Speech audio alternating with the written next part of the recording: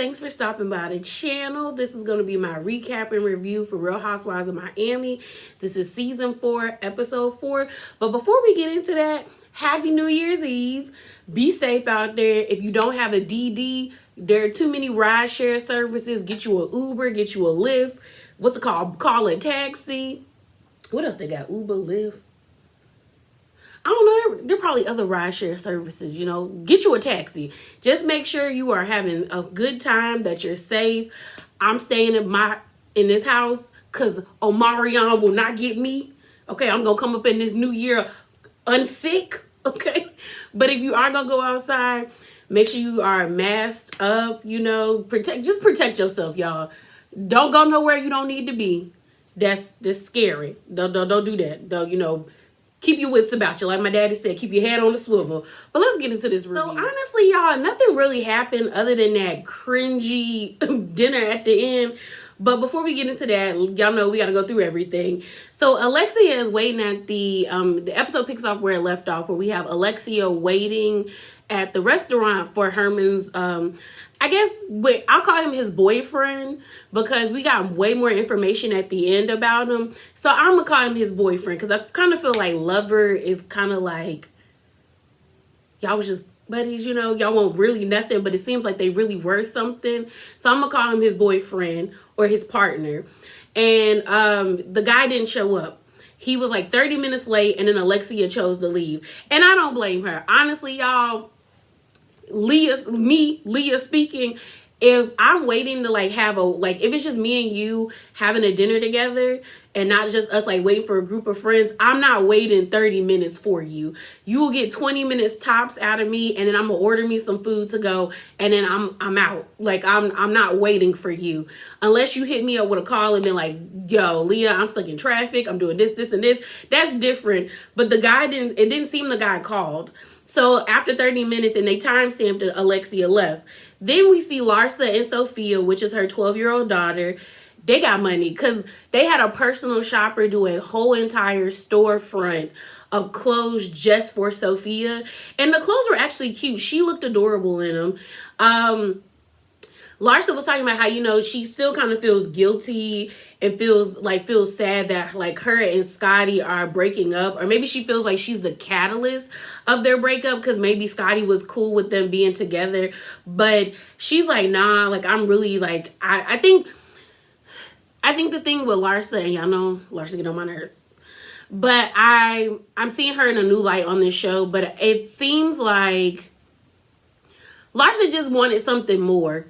And maybe Scotty couldn't give her that, or maybe she realized she gave too much of like her time to him and not enough time for herself. And that's kind of like I said in my last video, what happens when someone who attaches themselves to like a celebrity or an athlete or someone with a huge personality or with huge assets, if you don't come into the relationship with your own, I think you normally get swallowed up by or consumed by that person's dream or that person's lifestyle. And that seems to be what happened to Larsa. Like you could tell she loves her kids and she loved being a family unit, but she wants more. And there's nothing wrong with saying I want more. There's really nothing wrong. I thought it was like I said, her outfits were cute. It seems that her and Scotty just grew apart, like that whole saying, two ships passing in the night. Like they just kept missing each other and they just eventually grew apart. But it seems like they're good at co-parenting, which is ultimately their goal now. Because if you're not married, there's no relationship y'all really need to work on. The only thing that needs to work is that you create a healthy environment for your kids. They ended up spending $7,500. It did look like they got a lot of clothes, but they were saying the prices of the clothes. That still boggles my mind about like people who are rich, because obviously I'm not rich. But it's like you could spend so much money on like 4 items and it'd be like $75 or $80, like $8,500. And it's like, but you only got a jacket and some pants. Like if I spend $8,500, y'all, we getting an outfit. It's an outfit, you know? But next we see Juliana, Adriana, and Gertie. They're planning Julia. I said Juliana. My bad, y'all. It should be Juliana. Is it Juliana or Julia? No, I think it's Julia. Y'all know I'm horrible with names. But it's Julia's 49th birthday, and they're planning to have the birthday at their farm. I laughed so hard that Gertie's son had his mask on. I was like, them parents said, my child will not get sick. But the farm is cool. It's cute with all the little goats and the ducks and the birds and all that stuff. Adriana's outfit didn't make sense to me. It was kind of like, why are you there, Adriana?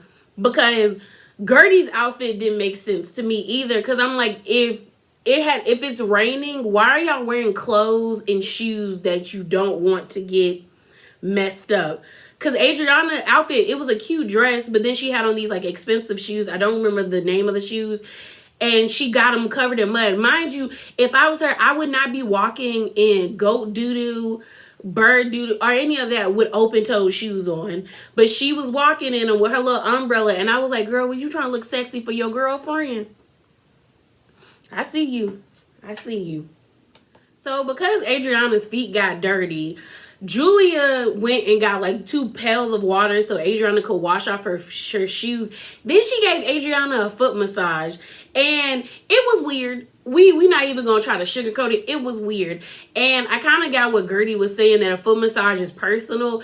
And although I don't like my feet being touched. I really don't.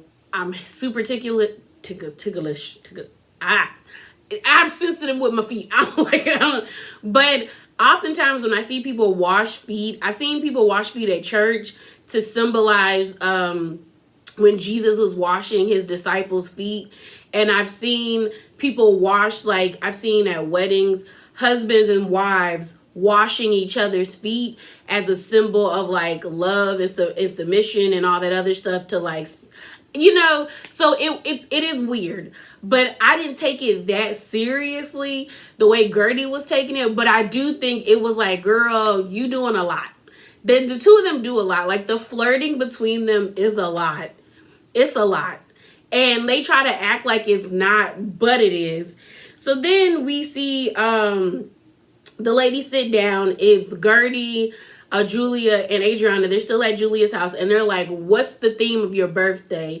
And I can't remember the name of it, but I think it's an island. Very like, jungle-y island themed. And so then Gertie asked, like, do your daughters like being out here? And she was like, no. And then the conversation was like, oh, do you wish you had a boy? And then all of a sudden, Julia gets really like worked up. And it threw me off for a minute. But then we end up hearing about this really effed up story, y'all. Like a really effed up story. Because Adriana is shocked. Kind of like she didn't understand, like it kind of was like, oh crap, like everybody, like both ladies, like both Gertie and Adriana were like, ooh, like it because Julia just got really worked up. And then like I said, we ended up finding out this messed up story about how she had a 4-month-old. His name was Maximilian, and that was her first child, and she was living in Russia. She actually got help, like she needed help, so she got a nanny. And unfortunately, that horrible nanny, her son died of baby shaking syndrome. He ended up in a coma for 3 months, and then he passed away. And when they went looking for the lady, she vanished. And I was like, that is horrible. Cause it's like it's already bad enough that the baby died, and it wasn't the baby's fault. Cause normally when people when there's shaken baby syndrome, it's the fact that people can't calm the baby down. It's not the baby's fault that it's crying. That's its only way of communicating with you that it needs help or it needs you to assist them with something. But I was just like, that is horrible. And then when Julia was like, he died on my watch, I felt so bad for her. Because that is horrible. That is so horrible. And then, so this is my thing, y'all. This is my thing. I kind of don't like Gertie. And it's kind of all the things that Adriana said at the party. But this was my first part of like, Gertie is cringe and she's doing too much. Is because all of a sudden, Gertie starts crying. And we end up finding out that, unfortunately, Gertie lost a daughter as well. And like Adriana said, this is Julia's moment, not yours. And it did kind of feel like Gertie was putting on. It was weird, y'all. Okay, because I don't want to say like her, like, because I've never been pregnant. I've never lost a kid, so I don't know what type of hurt that is.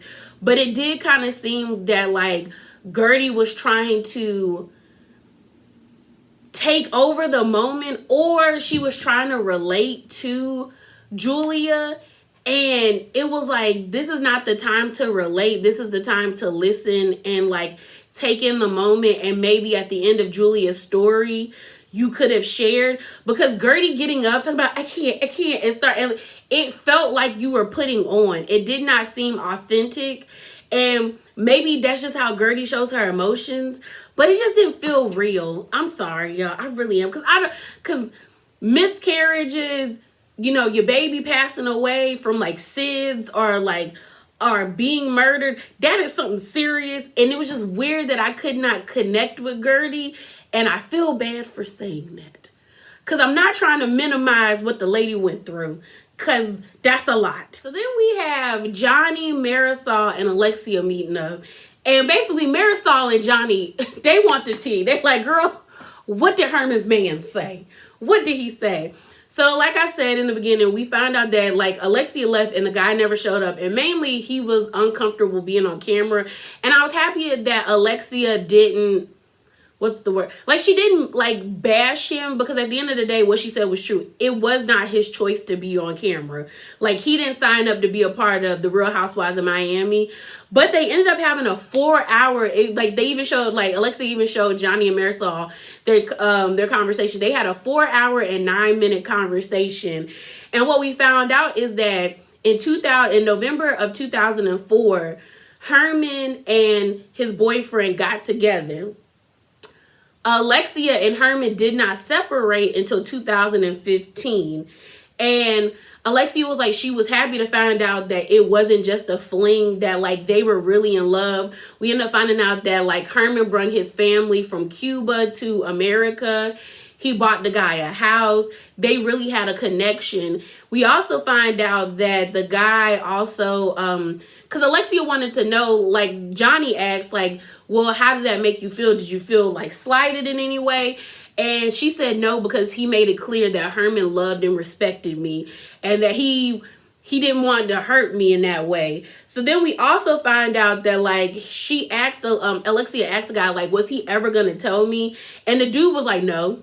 Like, because he loved and respected you too much to like I guess hurt you in that way, or to share that. I guess Herman basically didn't want Alexia to have like I think Herman didn't want Alexia to have a less than opinion of him, because the sad thing is like oftentimes men of a certain generation, because Herman was old, probably felt like, okay, I can't show that side of me, because then she's going to think that, like, she's going to think less of me.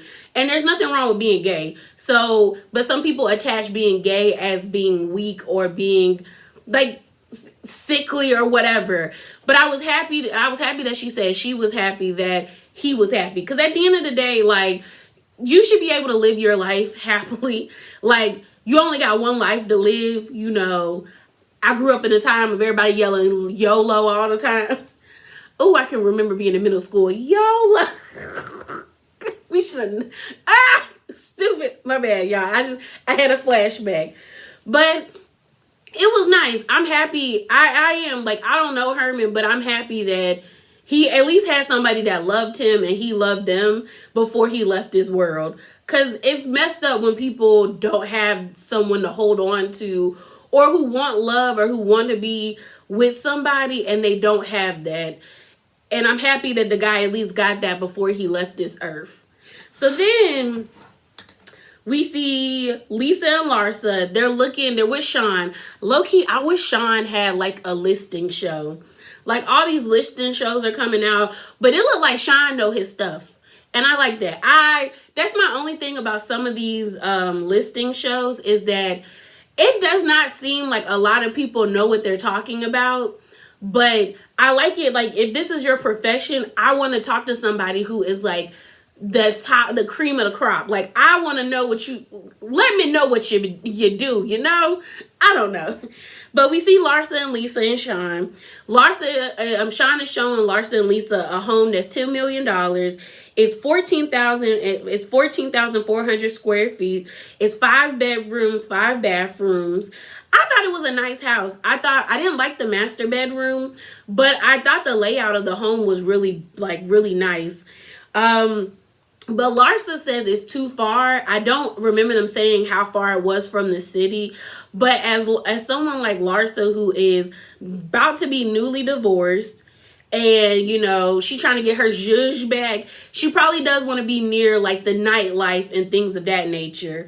And I don't know, like, if her kids are still living in Miami, they probably have a whole bunch of friends in the area in which they're from. So she probably doesn't want to, like, move her kids and, like, farther away from their friends. But we ended up finding out that Scotty had an apartment, and he came and went as he pleased. And I guess that built a good relationship for the kids, where they don't what's the word, where they didn't really feel that much like things being different, even though they knew their parents were going to be separated. We also find out that they've been trying to get separated for like 3 years. And y'all, this part of my hair is bothering me. Okay, they were trying to get separated for like 3 years, and I did not like that Lisa was like, well, why don't y'all just stick together? No, Lisa, that's what you and Lenny are trying to do, and you look miserable. You look miserable, ma'am. I know. I'm a firm believer in, if you're going to get married, yes, I feel like you should try your best to make it work. Like, legit. Like, there's no point for you to get married and not try to make it work. And when I say try to make it work, that means go into therapy, couples counseling or separate, and figuring out ways to make your relationship work better. But if you end up doing that and y'all still can't be on one accord, I think you should at least be able to leave your situation for the better. And it seems like that Scotty and Lisa have a decent relationship, because she even said when I guess some boy that Lisa was dating got locked up, Scotty said, see, I told you that's what happened when you date scrubs. So I mean, to me, I think that I feel like that's what like co-parenting should be. Y'all should still be friends, because you're gonna have to be together for the rest of your kid. You have 4 kids together. Y'all are about to have to be in each other's lives for the rest of your lives until one of y'all leaves this earth. So y'all might as well get along with each other, you know? So yeah, just get along. Okay, so we see everybody getting ready for Julia's birthday. I was happy to see Gertie in her element. Like I just said, I love when I see people who are excited about the profession that they do, or they enjoy their careers. I like to see them work. Like, Gertie was in her element. She was calling shots. She was moving around the tables. And for the most part, I think the party looked decent. It wasn't giving me like, let's Gertie-fy it. Because I was like, when someone puts like, I'm a like Phi something and puts their name in it, I'm thinking this about to be like spectacular. And it was just an average looking birthday party. It was still nice, but it wasn't like, I don't know. It didn't give me that oomph. But I like again, I said, I did like to see her in her element. She looked great, like calling the shots. Her assistant was there. He was lighting them candles. I said, okay, let's get ready for this birthday party. We then see Nicole and her mom. Definitely you can see where that tan skin comes from with her son and her mom, from her mom, because the little boy, Nicole's son is adorable. He looks, to me, he doesn't look like Nicole and he doesn't look like Anthony, but he does look like the grandma, and it was nice.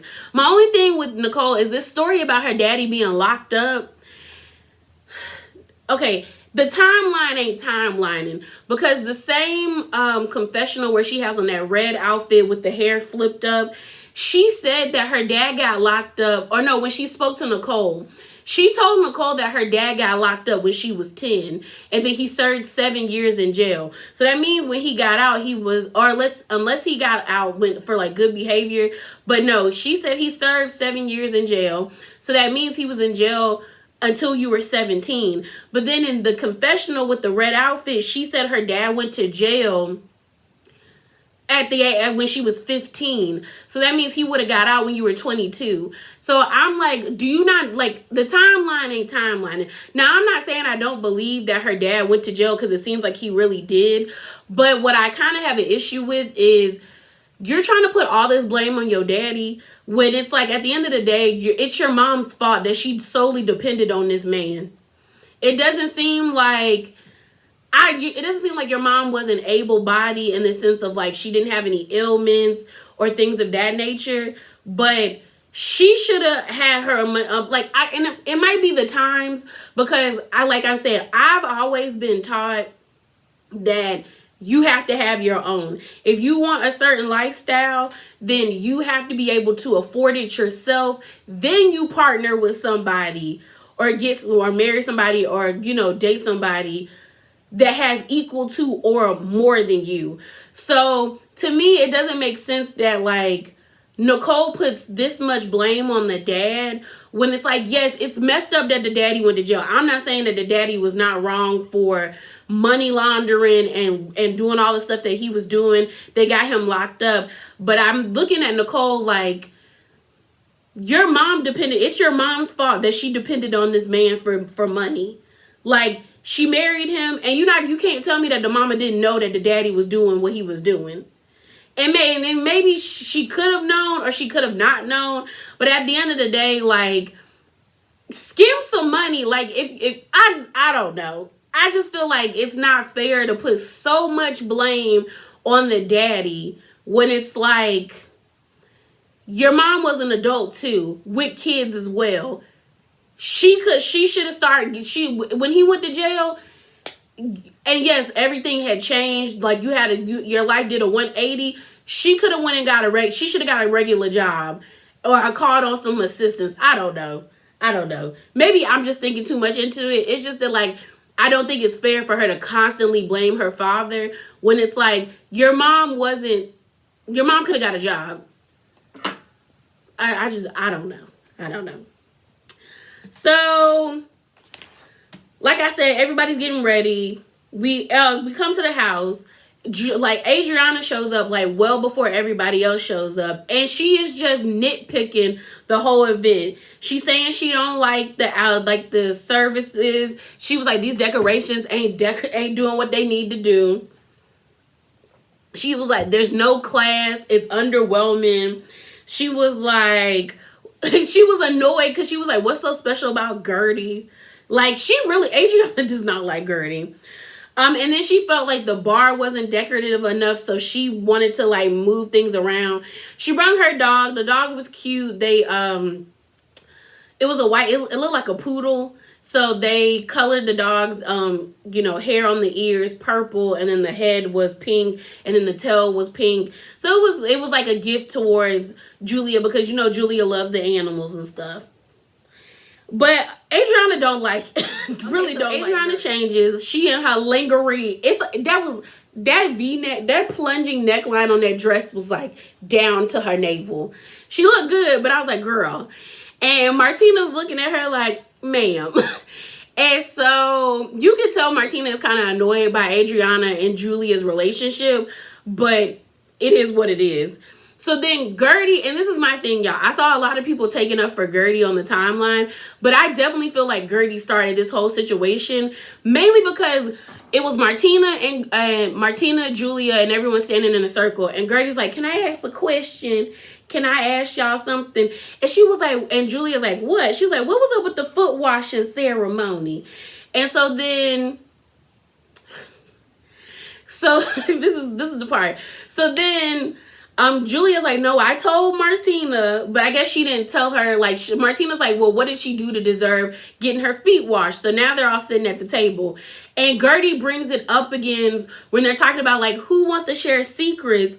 And she was like, foot washing. And I'm like, Gertie, you're bringing this up.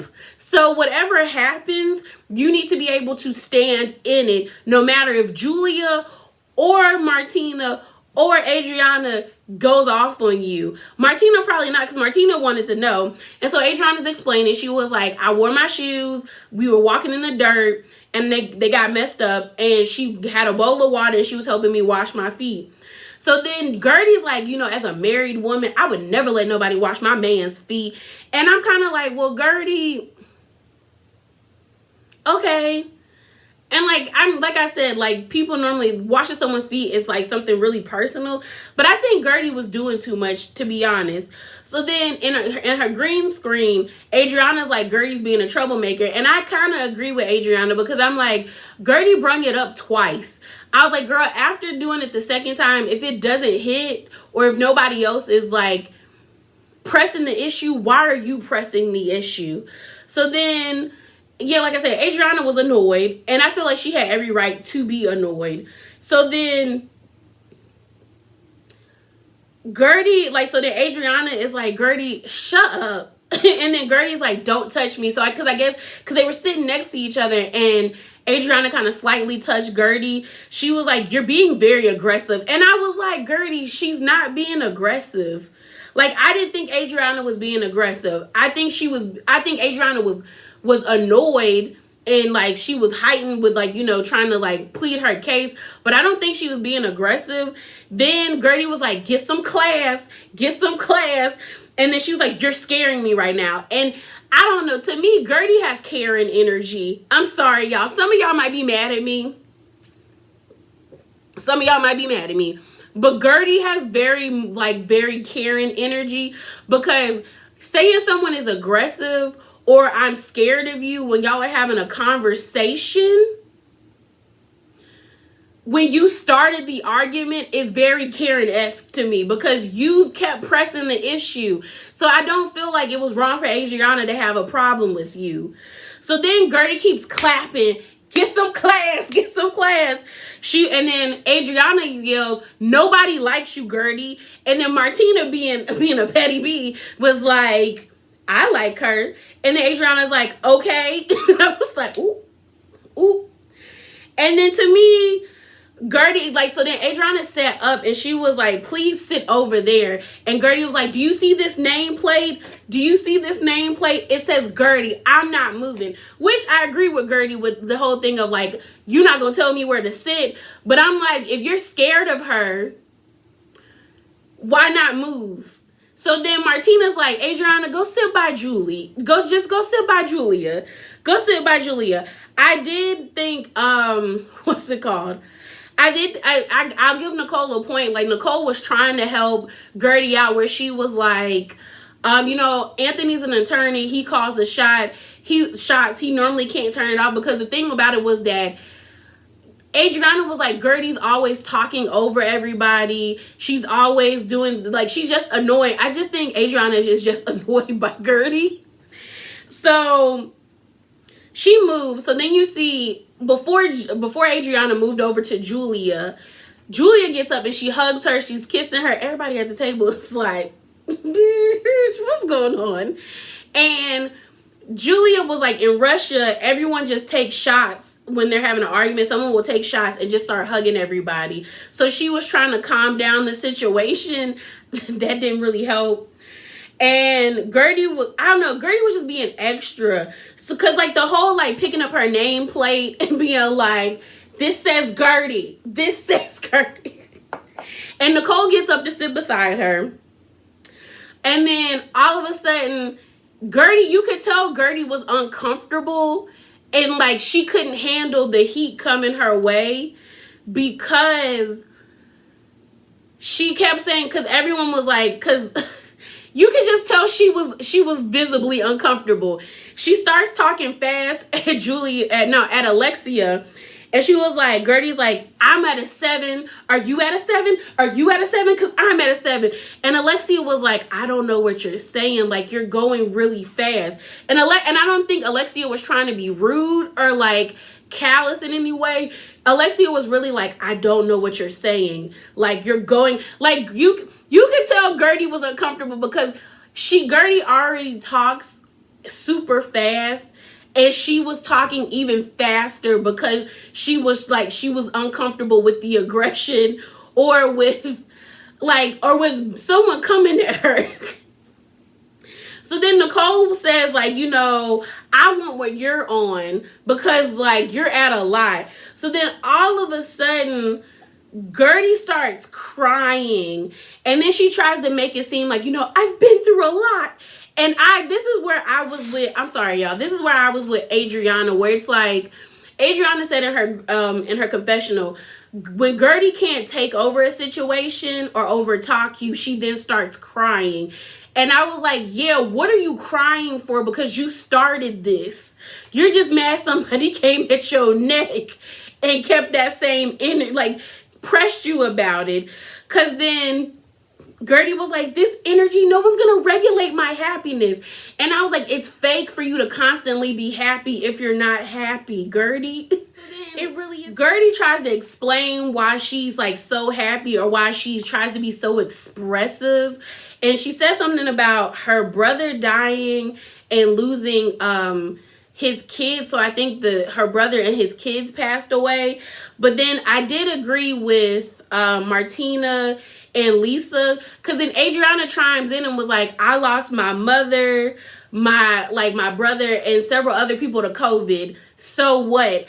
And I liked how Martina was like, we're not going to compete or compare sorrows. It's kind of like, we're not going to do the oppression Olympics over here. And Lisa was like, trying to give Gertie the opportunity to speak. And Adriana was like, and like, everybody loses somebody. And then Gertie was like, I'm not going to continue talking to her because I realize she doesn't care about me.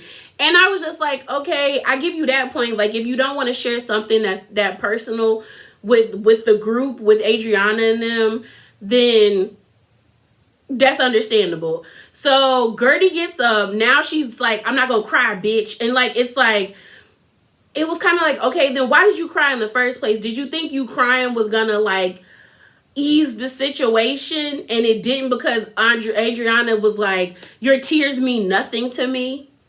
Because that's really the energy Adriana gave. And I think Gertie was crying on purpose, trying to soften the mood, and it didn't work. So then Nicole goes to check on, Nicole and Lisa go check on Gertie. Lisa was like, Adriana's my friend, but I don't think what she did was right. And then in her confessional, Gertie is like, Adriana's not going to break me. And I'm just like, I don't think she's trying to break you. I just don't think the lady like you. And I feel like that's okay. Like, everybody in a friend group, not everyone's going to like each other. But I do feel like I do slightly agree with Adriana in the sense of when Gertie can't control the situation, she tends to cry. But we've only been shown this excerpt, and we're only 4 episodes in. So if it happens again, then what Adriana said is right. But I do feel like Gertie brought this whole situation on herself. Like, you brought up the whole foot washing thing 3 times. You did the whole little thing at the, what's it called? You asked Julia, while Julia and Martina was standing there, you were like, can I ask you about the foot washing ceremony? Then they were talking about, like, let's talk about secrets, and you brung up the foot washing. Then you had to add in there about, like, no one's gonna wash my husband's feet. So really, you made it a thing, and you just couldn't handle the heat that Adriana was giving to you. But yeah, y'all, that is it. That is all. Let me know what your thoughts below are. Like, do y'all side with Gertie? Are y'all siding with Adriana? Like, I just think the whole birthday scene was chaotic, and I just think Adriana just don't like Gertie. But yeah, y'all, that is it. That is all. Remember to be bravely authentic. Be safe out there, and Happy New Year's.